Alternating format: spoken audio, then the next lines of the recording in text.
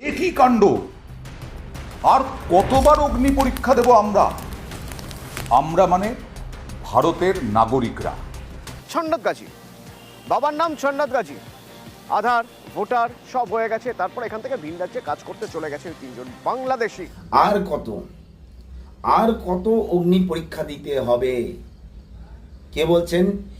News 18 বাংলার anchor, যে আর কত অগ্নি পরীক্ষা দিতে হবে। নোটবন্দি, আধার কার্ডের লাইন, এটার লাইন, ওটার লাইন, আর কত অগ্নি পরীক্ষা দিতে হবে এই জনগণকে।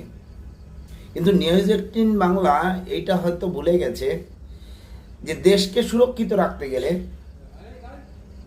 দরকার হলে বারবার লাইনে দাঁড়াতে হবে, বারবার হেনস্থার শিকার হতে হবে। এই লাইনে দাঁড়িয়ে অনেকে মারা যাচ্ছে প্রখর রৌদ্রের তাপে। আমরা চাইছি না যে কেউ মারা যাক, আমরা ভারতের নাগরিক, আমরা চাই না যে কেউ মারা যাক। শারীরিক অসুস্থতার কারণে হয়তো কেউ লাইনে গিয়ে দাঁড়াতে পারে, তাদের সময়ে দেওয়া হয়েছে, সময়ের সাথে সাথে সব কিছু পরিবর্তন করা হয়েছে। কাউকে বলা হয়নি তাড়াহুড়ো করে নোটবন্দির সময় লাইনে দাঁড়িয়ে তাদের নোটটাকে চালাতে হবে, এমন ছিল না। কিন্তু এই নিউজ 18 বাংলার অ্যাঙ্কার যেভাবে বলছে যে আর কত আমাদের অগ্নি পরীক্ষা দিতে হবে, সেই নিউজ 18 বাংলারই আরেকজন অ্যাঙ্কার বলছে যে বাংলাদেশে মানুষ এসে এখানে বাবা সাজিয়ে তিনজন ছেলে, অবৈধ ছেলে, তারা ভারতবর্ষের কার্ড করে, নাগরিকত্বর মতো কার্ড করে যেসব প্রমাণপত্র দরকার পড়ে সেগুলোকে নিয়ে তারা ভারতবর্ষের যে কোনো প্রান্তে গিয়ে কাজ করছে, তাই তাদের ধরা হয়েছে। একবার দেখে নিন যে নিউজ 18 বাংলা থেকে একবার বলা হচ্ছে যে আর কত অগ্নি পরীক্ষা দিতে হবে। একই কাণ্ড। আর কতবার অগ্নি পরীক্ষা দেব আমরা? আমরা মানে ভারতের নাগরিকরা। আর কতবার? ভোটার কার্ড, নোটবন্দি, আধার কার্ড, এবার এসআইআর, স্পেশাল ইন্টেন্সিভ রিভিশন। অগ্নি পরীক্ষা দিয়েই যাবে, রাষ্ট্র নিয়েই যাবে নাগরিকদের অগ্নি পরীক্ষা। নাগরিকদের অগ্নি পরীক্ষা রাষ্ট্র নেবে না নাগরিকদের আরো ভালো পরিষেবা দেবে? প্রতিটা ক্ষেত্রে লাইনে দাঁড়াতে হবে, প্রতিটা ক্ষেত্রে নতুন নতুন নিয়ম চালু হবে, প্রতিটা ক্ষেত্রে সেই নিয়ম অনুযায়ী আমাকে প্রস্তুত থাকতে হবে, প্রতিটা ক্ষেত্রে আমাকে রাষ্ট্রের সঙ্গে সহযোগিতা করতে হবে, না হলে আবার বেআইনি কাজ হয়ে যাবে। আরে ভাই, আর কত কত অগ্নি পরীক্ষা দিলে আমি ভারতবাসী এটা প্রমাণ করতে পারবো? কে জানে বেআইনি কাজ কিরকম? না ধরুন বাংলাদেশ থেকে এসেছেন তিনজন, এসে তাদের মনে হয়েছে বাংলাদেশে থাকা যায় না, এখানে থাকলে রোজগারপাতি ভালো হবে, শান্তিতে থাকা যাবে। তো এখানে একজনকে ফিট করে বাবা বানিয়ে নিয়েছে। এবার বাবার নাম, তারই নাম ছন্নত গাজী, বাবার নাম ছন্নত গাজী, আধার ভোটার সব হয়ে গেছে। তারপর এখান থেকে ভিন রাজ্যে কাজ করতে চলে গেছে তিন বাংলাদেশি ছন্নত গাজীকে বাবা বানিয়ে আধার ভোটার প্রমাণপত্র সবকিছু তৈরি করে নিয়ে চলে গেছে ভিন রাজ্যে কাজ করতে। একই টিভি চ্যানেল, একই নেস্টিভ মিডিয়া, কিন্তু একজন অ্যাঙ্কর আলাদা আর একজন অ্যাঙ্কর আলাদা। দুজন একই টিভি চ্যানেলে কাজ করে। একজনে বলছে আর কত অগ্নি পরীক্ষা দিতে হবে, আর কত, আর আরেকজন বলছে যে বাংলাদেশ থেকে এসে ছন্নত গাজীর নাম করে তার 3টা ছেলে হয়েছে, তারা এখানে ভোটার কার্ড, আধার কার্ড, প্যান কার্ড সম্পূর্ণ নথি তৈরি করে ভিন রাজ্যে কাজে গেছে। এই জন্যই এসআইআরটা দরকার, এই জন্যই লাইনে দাঁড়াতে হবে, এই জন্যই চাপ বাড়ছে এই রাজ্যের শাসক দলের।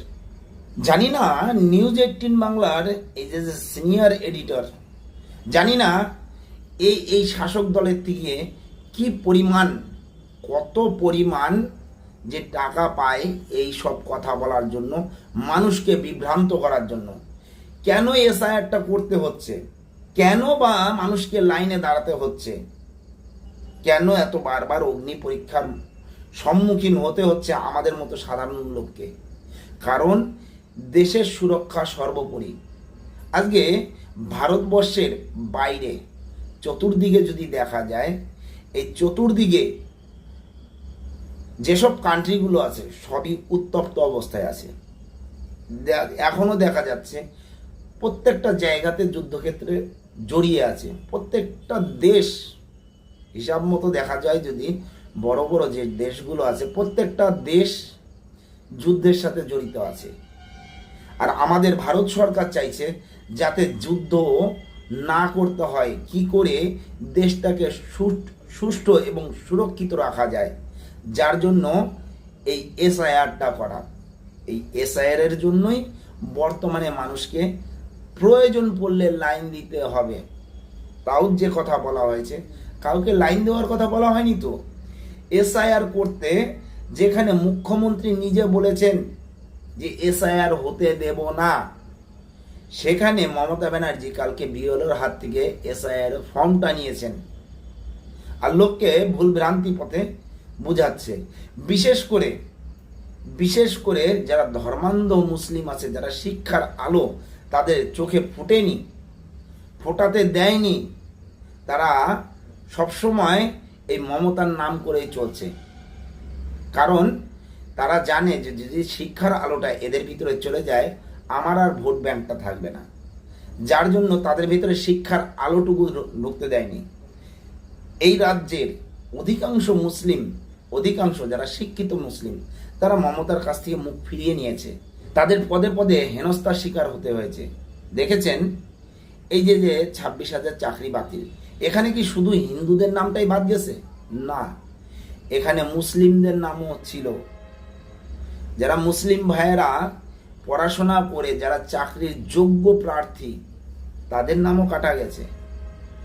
অতএব বিপদের মুখে এই মমতা ব্যানার্জি ফেলে দিচ্ছে, যার জন্য আজকে মুসলিম সমাজের অনেক অংশ মমতার থেকে মুখ ফিরিয়ে নিয়েছে। লাইনে আসার কথা যদি বলা যায়, এই লাইনে নোটবন্দির সময় লাইনে দাঁড়াতে হয়েছে, এসআইআর সময় তো লাইনে দাঁড়াতে হয়নি।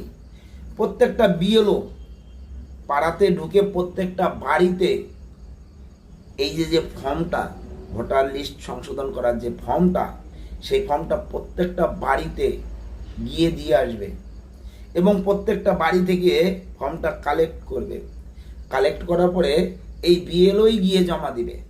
কাউকে তো লাইনে দাঁড়ানোর কথা বলা হয়নি যে লাইনে দাঁড়াতে হবে, তাকে সময় দিতে হবে। হ্যাঁ, সময় তো কিছু, দেশ সুরক্ষিত রাখতে গেলে কিছু তো সময় অপচয় করতেই হবে। তারপরে এই বিএলও যখন কাগজগুলো জমা করবে, যারা কম্পিউটারে এন্ট্রি করবে, সেখান থেকে রিপোর্টটা আবার বাড়িতে চলে আসবে। কাউকে এসব ব্যাপারে কখনো বলা হয়নি যে তোমাদের লাইনে দাঁড়ায় এটা করতে হবে। কি বলেন আপনারা? এই বিষয়ে যদি কিছু বলার থাকে অবশ্যই জানাবেন। জয় হিন্দ, বন্দে মাতরম, ভারত মাতা কি জয়।